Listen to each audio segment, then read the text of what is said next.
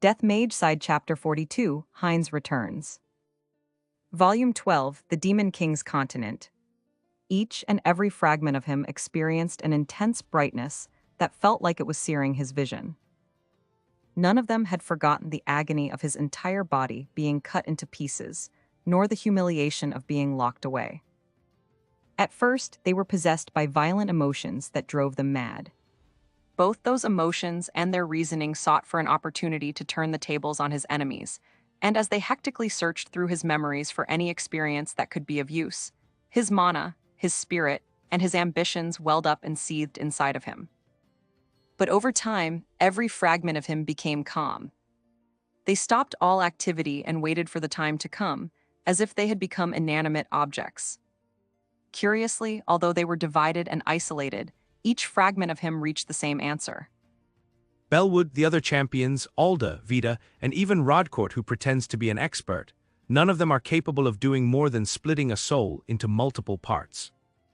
None of them are able to destroy one. Because only I, the Demon King Gyujiranis, am capable of that. Thus, the fragments of Gyujiranis' soul continued to wait for an opportunity. An opportunity to become whole once more and exact revenge upon Bellwood and his allies. Although they understood that the chance of such an opportunity coming by was close to zero, they continued to wait, vindictive and persistent. It was not that Gyujiranis did not admit his defeat. He had perceived Zakhart and the others as a great threat, as they had turned Gyujiranis' own subordinates against him and strengthened the inferior organisms using strange tools. As a result, he had underestimated Bellwood and the other combat-related champions who had no talents other than their ability in combat, in other words, the enemies that were easy to understand and mundane to him. He had no excuse for that. Even Gyujiranis had not been able to predict that they would abandon the things they needed to protect and risk extinction in order to carry out a desperate attack. He had been unaware that they were cornered into a position where they had only two choices, victory or ruin, and he had let his guard down. As a result, Gyujiranis had been defeated by Farman Gold, Nine Road, and Bellwood. Gyujiranis was from a world where the moral and ethical views of humans did not apply. The only rule he acknowledged was survival of the fittest. Powerful beings had the right to devour, steal from, and trample over the weak. Because Gyujiranis was powerful, he had ruled over his subordinates as the Demon King and tried to steal the world of Lambda from its weak gods and humans. But he had been defeated by Bellwood because he had been weak. That was all. Yes, Gyujiranis had been defeated. There was no way to deny that. But if there was an opportunity for vengeance, he would reach out for it without hesitation. If he could take revenge, he would. There was no reason to be ashamed of doing so. It was Bellwood and the others' fault for not having the power to destroy him completely, after all. And then, one day, after countless long years of waiting, the fragments of Gyujiranis' soul that were sealed away in the divine realms of Rodcourt and Alda, the god of law and fate, realized something. Someone, a being other than him, was taking possession of his body. This is absurd. Even the champions who defeated me were forced to seal my body away, unable to destroy it completely. And yet, someone is taking possession of it instead of being possessed by my fragments. It was difficult to believe, but the fragments of Gyujiranis' soul were unaware of what had been happening in Lambda for the past 100,000 years. Thus, not a single one of the soul fragments could deny the sensation that he was feeling as impossible. Someone is stealing my body from me and is taking it in rather than being taken over by it. Does he plan to replace me? Curse you, curse you. I will not allow this. I will never allow this. The fragments of Gyujiranis' soul felt an intense fear and hatred towards the being that was trying to replace him as Demon King, and he felt an agonizing sense of humiliation that drove him mad. If that being had the same ability to destroy souls, then that would mean that they were capable of truly destroying the Demon King Gyujiranis. They were a being that he needed to be even more wary of than the detestable Bellwood. the soul fragments of the Demon King Gujarani's had become aware of Vandalu's existence due to Vandalu acquiring the Great Demon King job, and they were filled with a maddening rage like the rage he felt 100,000 years ago. But before long, they calmed down again as if nothing had happened at all. The seals on the fragments of Gujarani's soul were far more powerful than the ones on the fragments of his body, and they were watched over by Rodcourt and Alda themselves. No matter how much rage Gujarani's felt, he could not break them. Thus, he decided to wait until the opportunity to destroy the new Demon King came. In his divine realm, Rodcourt noticed that there was something strange about the seal on the fragments of Gujarani's soul. The fragments of the Demon King's soul are trembling. Is this because of Vandalu? Rodcourt knew of only one being that could possibly have an effect on faraway fragments of the Demon King. However, so far, Vandalu had only affected the seals on the fragments of the Demon King's body. And even then, he had only caused fragments whose seals were coming apart, or those who were already taking over an infested host to rampage out of control. Fragments that were firmly sealed and under appropriate management had been unaffected. And yet, Vandalu was having an effect even on the fragments of the Demon King's soul. Rodcourt briefly thought of Edgar, whose soul had been treated using powdered fragments of the Demon King's soul, but he quickly dismissed the thought. It must be because Vandalu has absorbed a large number of fragments. He told himself. He had only just returned Edgar to Lambda, and he probably hadn't done anything yet, so the possibility that this was what had affected the fragments of the Demon King's soul was out of the question. But Vandalu had absorbed even more fragments of the Demon King after devouring Zerzorgen, the evil god of cannibalism and pillaging. Perhaps the Demon King's soul was resonating, or something, because Vandalu had grown even closer to being the Demon King. The soul is not beginning to recognize Vandalu as its main body like the body fragments do, is it? If it is, it would not be good, but no, that is not possible. The fragments of the Demon King's body did not possess Gujarani's consciousness or intelligence, so they had simply mistaken Vandalu for their main body. In contrast, the fragments of the Demon King's soul were Gujarani's himself, and they would not mistake Vandalu for their main body. Upon reaching this conclusion, Rodcourt turned his attention away from the fragments and towards Origin and Lambda. Meanwhile, in the suburbs outside the town, in Alda's trial dungeon, 3 members of the 5 Colored Blades were sparring with the newly returned Edgar. Damn, the 3 of you have gotten pretty strong, haven't you? Of course we have, said Jennifer as she parried Edgar's dagger. Did you think we were slacking off while you and Heinz were away? Losing to that guy made us think about a lot of things.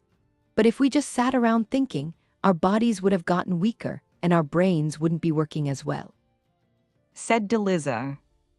Training was also good stress relief, added Diana.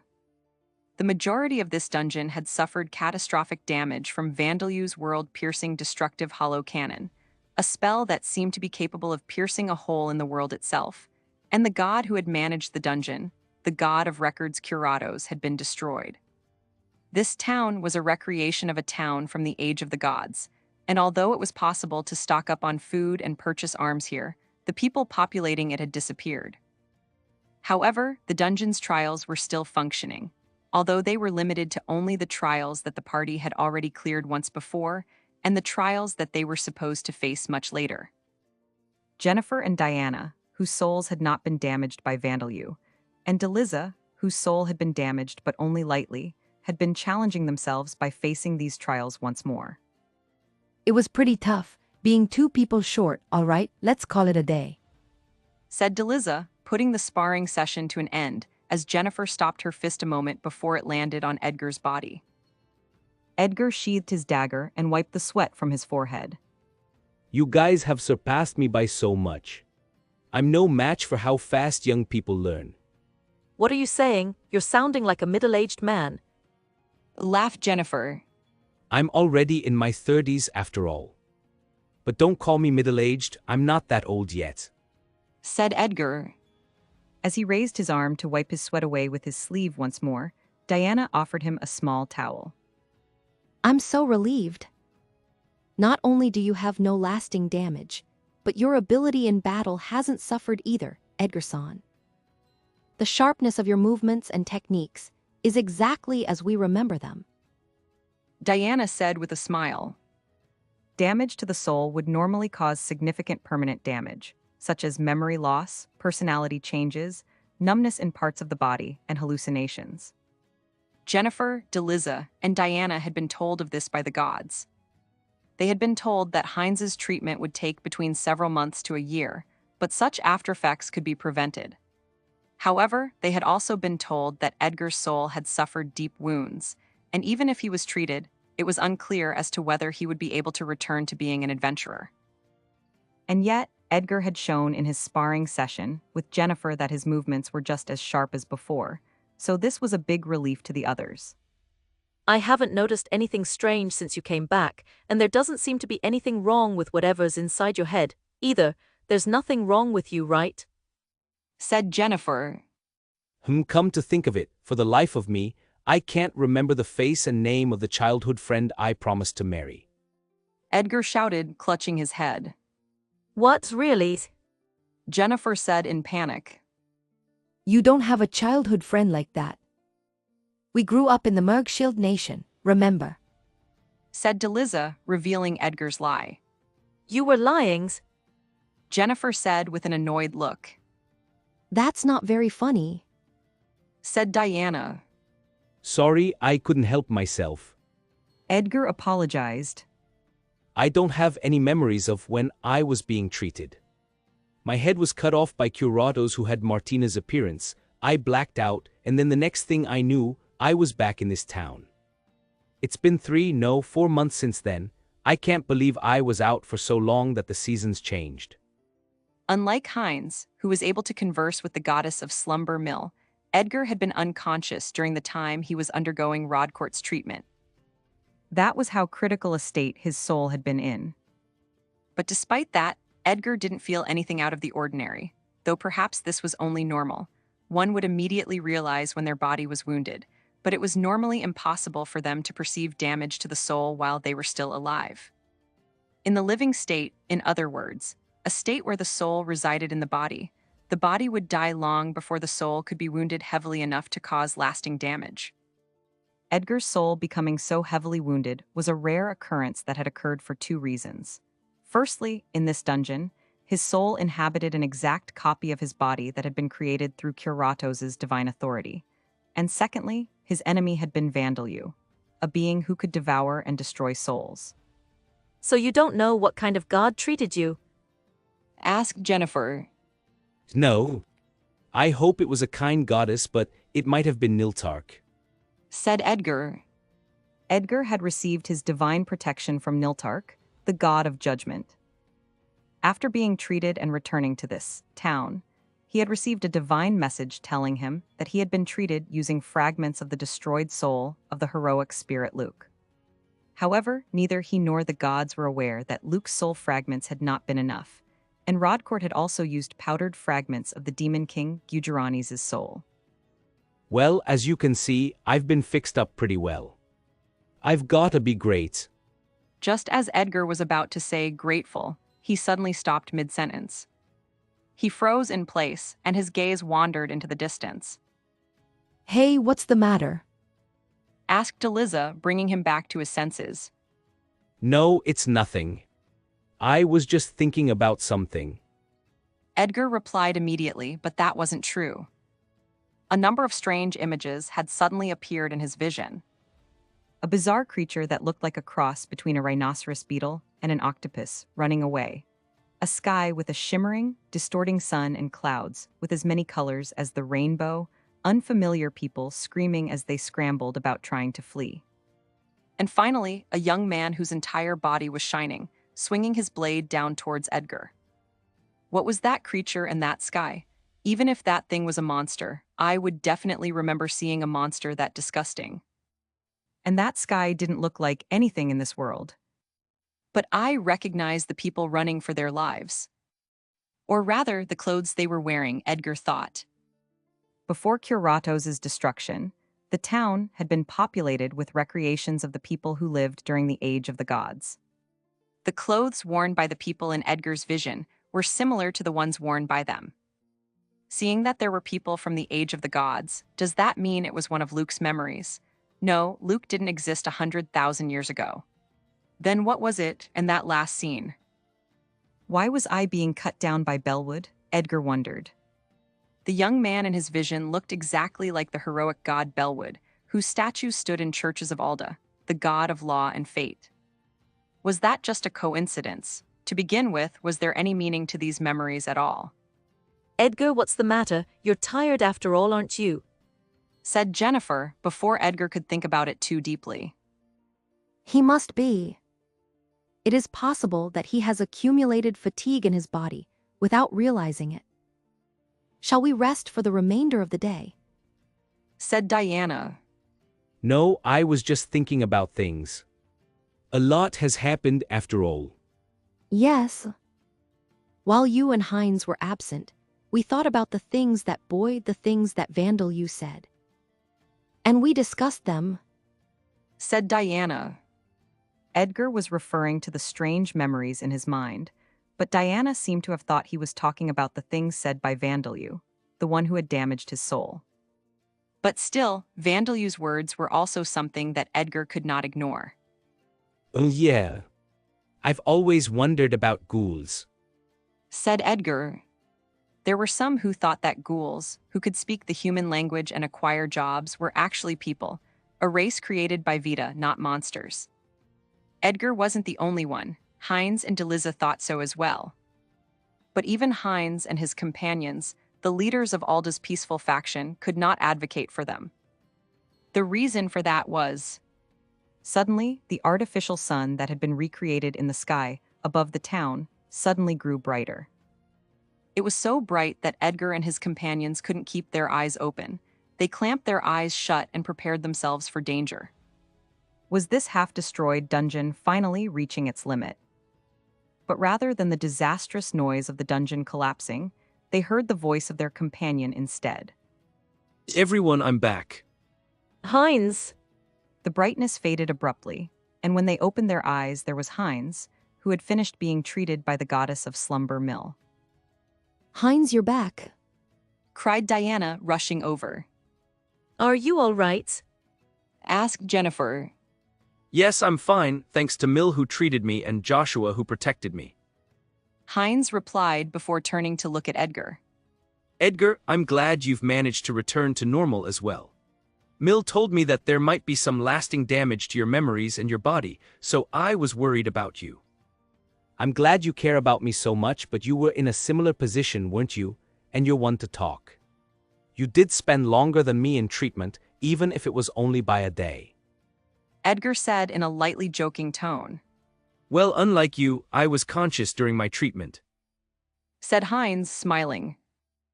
I'm glad you both made it back safely, but now that the 5 of us are together, we have to make a decision, don't we?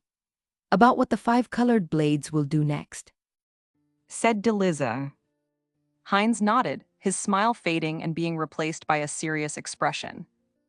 The 5 colored blades had been reunited, but they were standing at a crossroads. Their defeat at Vandalyu's hands, the suspension of their trials due to the dungeon's collapse, the destruction of Curatos, Joshua, and Luke. And most importantly, the fact that the forces of Vita's faction were being gathered in the region within the Boundary Mountain range by Vandalyu, whom Alda called the Demon King. Would the party stay together or would they disband? Would they continue being a part of Alda's peaceful faction, which advocated for harmony with Vita's races, or would they change their stance? Would they fight against Vandalyu once more, or would they flee far, far away? They didn't know if they would be able to accomplish any of these things, but they had to choose. While I was being treated by Mill, I was thinking the whole time, while listening to the information that the gods know about Vandalyu. Said Heinz. First, he is different from the Demon King that we know, the one that is taught about by the Church of Alda. If we judge him by the teachings of Alda, the god of law and fate, he is an atrocious fiend. An absolutely evil being. But Vandalyu had absorbed a large number of Demon King fragments, which were considered taboo, and was in full control of them. On top of that, he had created countless undead, and destroyed gods by devouring their souls. But on the other hand, he has saved so many members of Vida's races and so many people, including believers of Alder as well. While we were stuck here, he protected a city while defeating an evil god who was hiding in the Alcram Duchy. Heinz continued. Honestly, at this point, he saved and protected more people than we have, all kinds of people, not just members of Vida's races. The gods of Alda's forces viewed Vandalu's actions as being self-serving. Unlike Gujarani's, Vandalu lived in this world, and they believed that he was only protecting the world so that he could survive in it. But Heinz was not a god, and viewed Vandalu's actions as another inhabitant of this world. An evil god. Edgar exclaimed. So he's grown even stronger. Yeah. He also apparently destroyed Fitun, the god of thunderclouds. Said Heinz. Fitun descended upon Lambda and took over a young boy who was apparently one of his worshippers, but he's gone that far, huh? He probably won't struggle against us at all now, will he? Said Edgar. Probably not. Heinz replied. Deliza and Diana turned pale. The other thing is our position in Alda's peaceful faction. Heinz continued. If it's about the ghouls, we've been discussing the matter as well, but we haven't reached a conclusion. Said Deliza. Heinz nodded, showing no sign of discouragement. Yeah, that's fine for us. We can't do what Vandalu has done. Ghouls might be a race that Vida had created. Heinz and his companions had been unable to voice this opinion in the Amid Empire, where the worship of the god of law and fate Alda was the nation's official religion, but they had also failed to voice it in the Orbam Kingdom. The reason for that was that there was no meaning in simply claiming that they were a race created by Vida. The worship of Vida was allowed in the Orbam Kingdom. There were even dukes who were of races created by Vida, one beastkin, and one who had been born a titan despite having 2 human parents due to atavism. However, the Orbam Kingdom was not a nation that treated Vida's races favorably. As proof of that, vampires and magin were considered to be a threat to humanity, so there were commissions posted at the Adventurers Guild to exterminate them. There were also races who were confined to their own autonomous territories, like Scylla. Heinz and his companions had gained their titles as honorary nobles as a reward for having defeated a member of one of Vida's races, Ternisha, a pure-breed vampire who worshipped an evil god.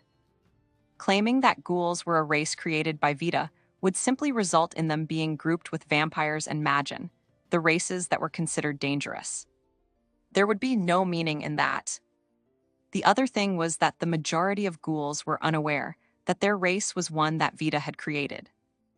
Like monsters, they attacked humans, ate their flesh if they were men, and transformed them to members of their own race if they were women. Heinz did not have the ability to take leadership over such a race. He might be able to tell them that they were a race created by Vida and they should stop attacking humans, but whether the ghouls believed him was another story. Heinz had considered the possibility of acting as a guardian for ghoul children, but others would view it as an attempt to tame monsters, so he would not be able to protect many of them that way. And even if he did become a guardian for them, they would still be treated as tamed monsters. Once they became adults, he wouldn't be able to release them. He would have to take them with him wherever he went or hand them over to a tamer. That was why Heinz and his companions had kept quiet about ghouls, making excuses that they were only delaying their action to save them, and that they could not afford to put all of their effort into helping only ghouls. Vandalu had a guidance that made ghouls obey him, and a nation in which to keep them safe. On top of that, in the Alcram Duchy, he had not only made the nobles there feel grateful for his deeds, but also struck a fear into them that they would be killed if they were to become his enemies. This had allowed him to quickly improve his social position and further secure a safe environment for ghouls. Heinz did not have any of these factors. His guidance was not of a kind that would exert a great effect on ghouls that he had only just met, and he had no place where he could guarantee their safety. But I don't intend to justify the fact that we haven't been able to do anything. Vandalu is a more worthy figure to advocate for harmony between humans and Vida's races, and I believe he has the ability to do so as well. But it doesn't change the fact that we aren't able to do what he can do, said Heinz. So, are we going to leave this dungeon without fighting Vandelue? But you, Edgar and Deliza are mortal enemies to him.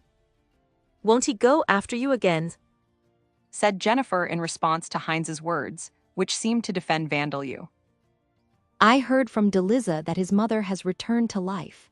But even so, it doesn't seem like he is willing to forgive you, said Diana, seeming to have the same concern. Well, I suppose that's true. If a thief steals money from you, even if you earn that money back, that doesn't make the thief innocent, said Edgar. And we killed Vandelue's mother again, right in front of him, added Deliza. Even if it was a recreated fake, it doesn't seem like that matters to him. Edgar and Deliza didn't seem to think that Vandelue would forgive them, either. Thus, even if they went against Alda's wishes and stopped targeting Vandelue, it was difficult to imagine that Vandelue would stop going after them. I know that. But before that, I want to confirm something with you, Jennifer, Diana, said Heinz. Vandelue isn't after your lives. But if you stay with us... Don't ask something you already know the answer to, said Jennifer, interrupting him. I feel the same way as Jennifer, said Diana. If you two wanted to leave, I was planning to have you take care of Selin, who's still waiting for us to return, Heinz thought with a bitter smile. All right, he said. In that case, I will state my intention. I will fight Vandelue and stop him, even if it means defeating him. Currently, he is not the Demon King, but he may become the Demon King in several thousand years' time, and even if he doesn't, what he leaves behind will be more dangerous than the Demon King. Heinz had learned the information the gods knew about Vandelue, and was aware that he had created a nation of Vita's races, certain races of monsters, and undead in the Boundary Mountain range. In that nation, under Vandelue's rule, the people enjoyed freedom and equality that was greater than in the Orbom Kingdom, and even greater than what Alda's peaceful faction was aiming for. Heinz could not help being vexed at the difference that existed between himself and Vandelue, despite them both being guiders. However, at the same time, he had also come to realize the danger of that nation. Vandelue's nation only existed in union because of the existence of its ruler. Unlike the rulers of other nations, Vandelue was irreplaceable. Vandelue's existence made Vita's races cooperate with one another, made monsters intelligent and gentle, and allowed undead to act and live in rational ways as if their personalities from when they were alive were still intact.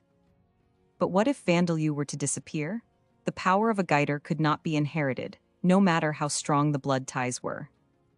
And even if he didn't disappear, what if Vandelue began oppressing the people, having become too proud after ruling over the nation for so long?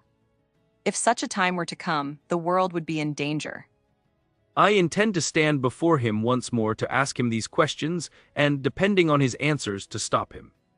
Of course, if I were to do that right now, I'd be killed before even having a chance to ask these questions, so it will have to be after we finish the remaining trials in this dungeon and become stronger, said Heinz. Get stronger, you say? The only trials that are still intact other than the ones we've already cleared are the last 10 floors. Even though we don't die in these trials, there's no telling how long it will take us to clear them, said Edgar. And during that time, Vandelue will grow even stronger. At this rate, the difference will never shrink, said Deliza. It's all right, said Heinz with a nod. The heroic god Belwood slumbers in the deepest part of this dungeon. The purpose of this dungeon is to awaken him and grant us a skill that allows us to summon him upon our bodies. Belwood once summoned Alda, the god of law and fate, upon his body and defeated the demon king Gujarani's. We need to become as powerful as him.